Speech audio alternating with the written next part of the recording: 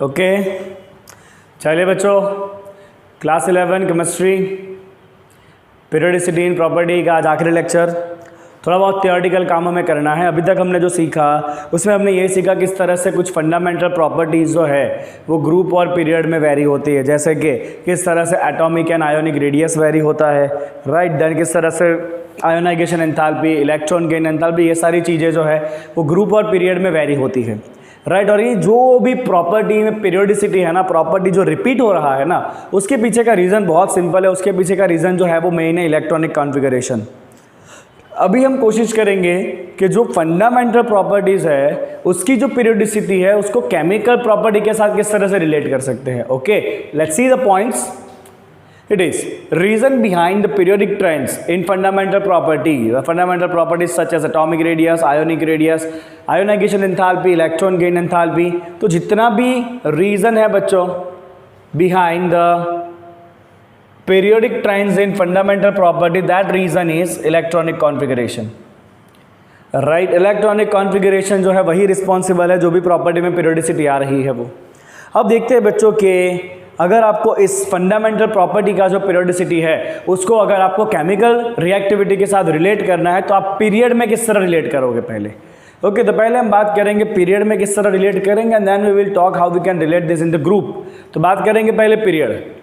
Okay, so if you will see in any period, किसी भी period में आप देखोगे तो सबसे पहले जो है वो ग्रुप 1 ग्रुप 2 के एलिमेंट आएंगे और लास्ट में जाओगे ग्रुप 16 17 18 के एलिमेंट आएंगे।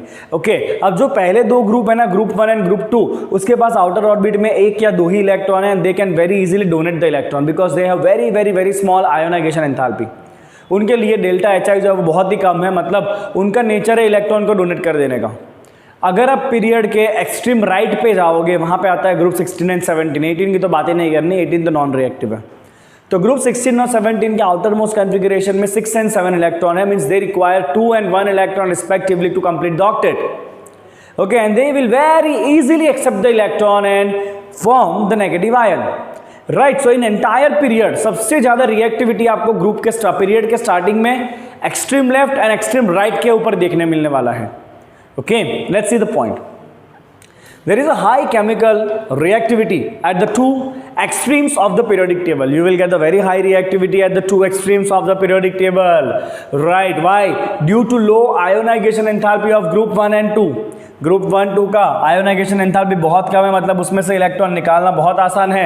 And very highly negative delta H electron gain of the group 16 17। Group 16 17 बहुत ही इजीली इलेक्ट्रॉन को एक्सेप्ट कर सकते हैं। ओके, तो ग्रुप 1 2 इलेक्ट्रॉन को डोनेट करने के लिए आसान है, ग्रुप 16 17 इलेक्ट्रॉन को एक्सेप्ट करना उनके लिए बहुत आसान है। And because of this they both groups are highly reactive, right. तो इसीलिए जो एक्सट्रीम लेफ्ट के ग्रुप है जैसे कि ग्रुप 1 एंड ग्रुप 2, ये बहुत ही इजीली इलेक्ट्रॉन को डोनेट करके कैटायन बनाएंगे, positive ion, right. On the other hand जो एक्सट्रीम राइट के ग्रुप है जैसे कि ग्रुप 16 एंड 17, वो बहुत इजीली इलेक्ट्रॉन को एक्सेप्ट करके एनायन बनाएंगे। क्या बनाएंगे? इलेक्ट्रॉन को एक्सेप्ट करके एनायन बनाएंगे, right. Okay, so if you will see that in extreme left वाले इलेक्ट्रॉन को डोनेट करते हैं। आगे जाके आप पढ़ोगे दे will behave as a reducing agent.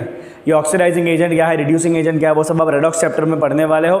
अभी इतना ध्यान रखेंगे बच्चों के ग्रुप में जो सबसे लेफ्ट में है ना, they will behave as a reducing agent, और ग्रुप में सबसे एंड में जो है they will behave as an oxidising agent. तो extreme left corner will have the reducing agent in any period end period के एक्सट्रीम राइट के ऊपर आपको मिलेगा oxidising agent. Okay, what about the metallic character? So period अगर देखोगे बच्चों आप तो स्टार्टिंग में ग्रुप 1 2 है highly metallic.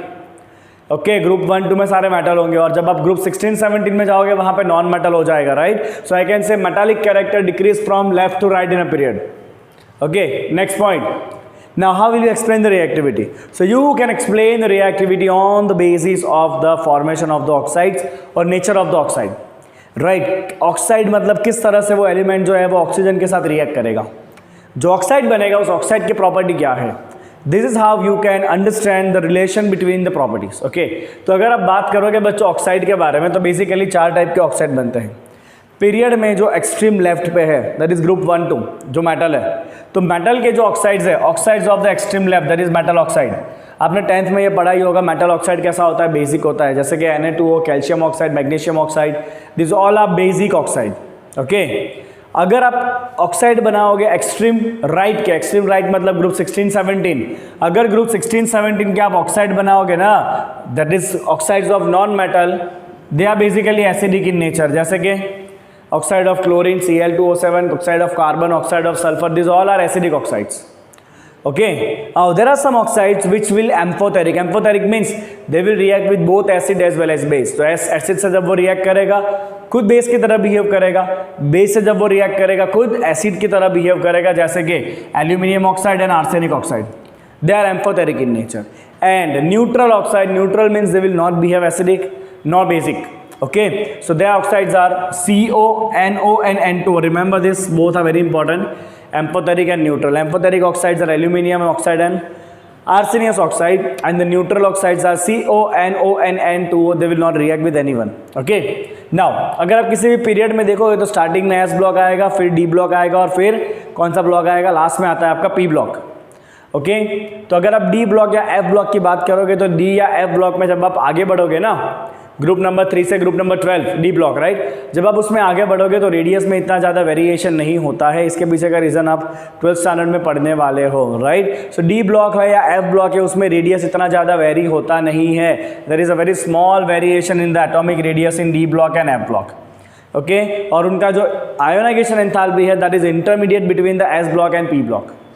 Okay, normally group में आगे जब पीरियड में जैसे कैसे आगे जाओगे तो आयोनाइजेशन एंथैल्पी इंक्रीज होता है, तो डी ब्लॉक का आयोनाइजेशन एंथैल्पी एस और पी के बीच का है. और डी ब्लॉक में भी सारे मेटल ही है, but that metals are less electropositive compare to the group 1 and group 2. Group 1 group 2 जो है वो सबसे ज़्यादा पॉजिटिव मेटल्स है.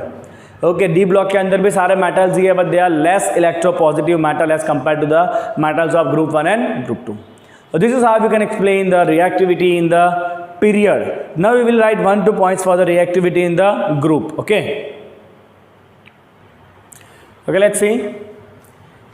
ग्रुप में किस तरह होगा बच्चों. किसी भी ग्रुप में आप जब नीचे जाते हो तो नए नए सेल ऐड होते जाते हैं. सेल ऐड होने की वजह से साइज बड़ा होता जाएगा, right. The atomic radius will increase, ionisation enthalpy decrease and electron gain enthalpy also decrease.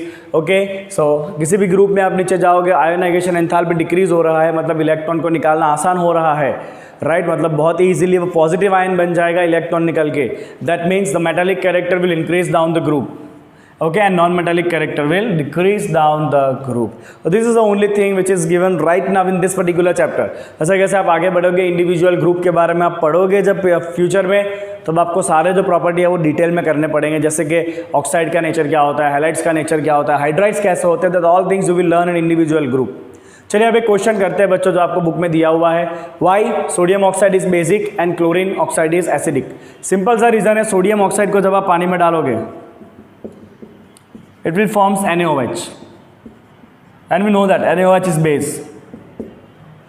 So sodium oxide when added in water will give you NaOH, and NaOH is a basic compound. Similarly Cl2O7 when added in water it will give you HClO4. What will it give? It will give you HClO4, and this HClO4 is acid.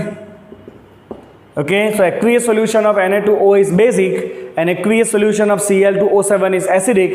That is why Na2O is a basic oxide and Cl2O7 is called as acidic oxide. As simple as that, right? Chalo, copy it quickly.